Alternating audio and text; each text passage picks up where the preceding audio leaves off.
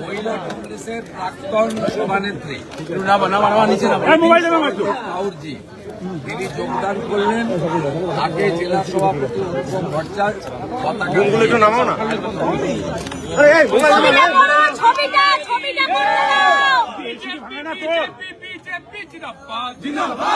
আমাদের এখানে একজন আমাদের সমাজসেবিকা মানুষের জন্য কাজ করেন। তিনি নরেন্দ্র মোদীজির নেতৃত্বে পশ্চিমবঙ্গের পরিবর্তন সুনিশ্চিত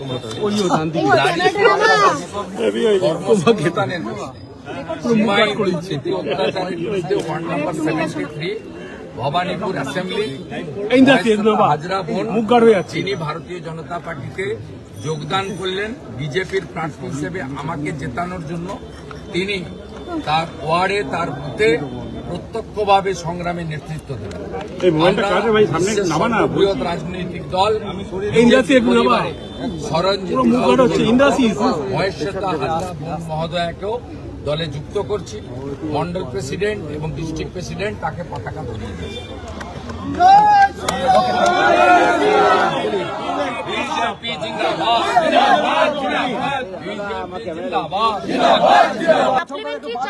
সাপ্লিমেন্টারি লিস্ট কেন মাঝরাতে বার করা হচ্ছে? ইলেকশন কমিশনকে বলছেন মমতা। সুপ্রিম কোর্টে গিয়ে সামনে মোবাইলটা নামালে ভাই একটু। উনি সুপ্রিম কোর্টে গেছিলেন আবার বিচার চাইতে নয়, চাকরি প্রার্থীদের জন্য নয়, ডাটাকে ফিরিয়ে আনার জন্য নয়, পশ্চিমবঙ্গের ডেভেলপমেন্টের জন্য নয়। তিনি গেছিলেন বাংলাদেশি মুসলিম অনুপ্রবেশকারীদেরকে বাঁচানোর জন্য। যা হচ্ছে সিদ্ধান্ত হচ্ছে regarding SIR, regarding supplementary voter list, এটা সুপ্রিম কোর্টের তত্ত্বাবধানে সুপ্রিম কোর্টের বেঁধে দেওয়া ডেট অনুযায়ী হচ্ছে। প্রশ্ন করলে সুপ্রিম কোর্টে আবার কালো চাদর গায়ে দিয়ে যান। তার উত্তর দেওয়ার প্রয়োজন আছে বলে মনে করি। আমিও বলছি তৃণমূল ডবল ডিজিট পেরোবে না, ট্রিপল ডিজিট হবে না। আপনাদের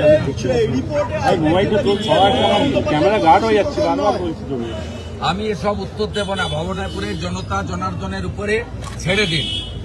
আজকে এই অফিসে ভবানীপুরের হেডমাস্টার মশাই এসছেন, স্কুলে রিটায়ার্ড টিচার এসেছেন, সরঞ্জিত দিদির মতো কংগ্রেসের নেত্রী এসেছেন, এখানে মহেশ্বতা হাজরার মতো বোনেরা বেরিয়ে এসেছেন।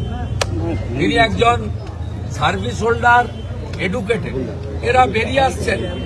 এরা মোদীজির হাতে বাংলা ছেড়ে দিতে চান। এরা মনে করছে যে নেতা বিরোধী পক্ষ, বিরোধী দলনেতাকে মোদীজি পাঠিয়েছেন মমতা ব্যানার্জিকে নন্দীগ্রামের মতো সিরিয়াসলি হারানোর জন্য। এরা সাহস নিয়ে বেরিয়ে আসছে, এরাও পরিবর্তন চাইছে। আইপ্যাক করলো সেটা আমাদের কাজ। আমরা জনতার উপরে বিশ্বাস করি। ভোট এখানে যদি ফেয়ার হয়, যেহেতু ভোটার তালিকা থেকে ভূতেরা বেরিয়ে গেছে, তাহলে মমতা ব্যানার্জির জেতার কোনো চান্স নেই। মুখ্যমন্ত্রী বলছেন ঠিক আছে, লড়াইয়ের ময়দানে দেখা। ভাঙড়ে প্রচুর বোমা পাওয়া যাচ্ছে।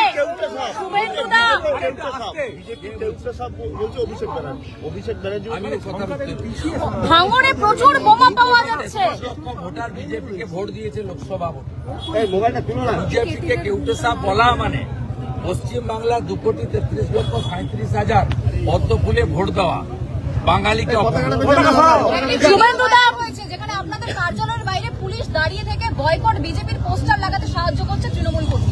এখানে করেছিল, পুলিশই খুলে নিয়ে যেতে বাধ্য হয়েছে। মস্তানি চলবে না ভবানী। আমাকে ঠেলছো কেন? আমি কি সামনে চলে গেছি? যাও না, তুমি সামনে যাও না।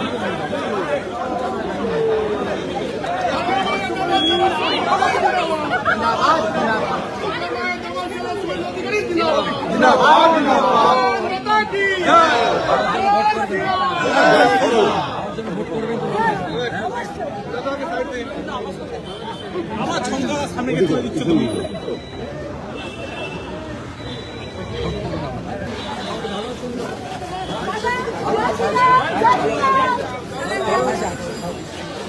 এই এই পিঙ্কি ওটা শেষে করে নাও। এই মোবাইল নিয়ে এসে তো ঢুকবেন না, সাইড থেকে আসুন দাদা।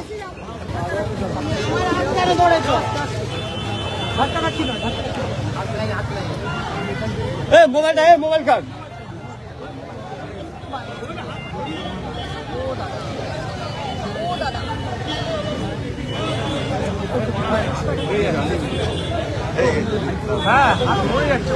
এই মোবাইল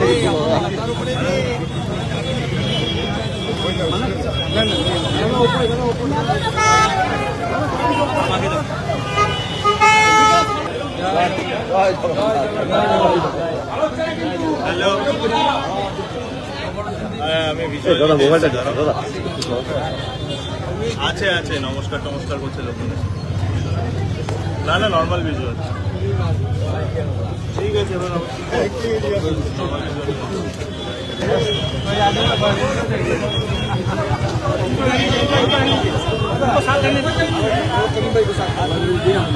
তোরা কোথায় রে? এই সামনে আয়, সামনে আয়।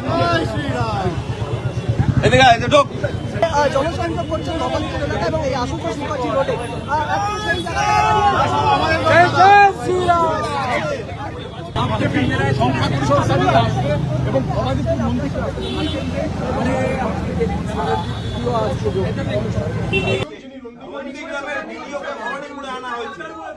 শুনুন, এই ধরনের কথাবার্তার উত্তর দেওয়া মুশকিল।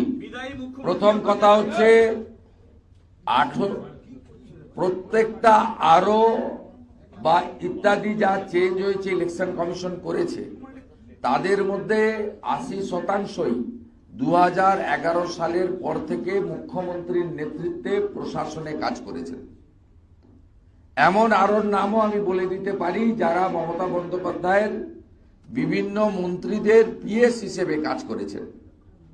এই ধরনের ক্রাইটেরিয়া কখনো ব্যুরোক্রেসিতে দেখা হয় না। মমতা ব্যানার্জির এত ভয় কেন?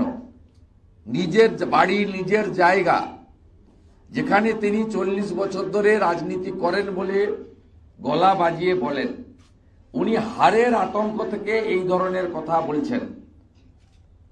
তিনি কিছুদিন আগে বলেছেন একটা ভোট হলেও জিতব, কয়েকদিন আগে বলেছেন লক্ষ্য রাখতে হবে এখানে আলো যেন না নিভে যায়।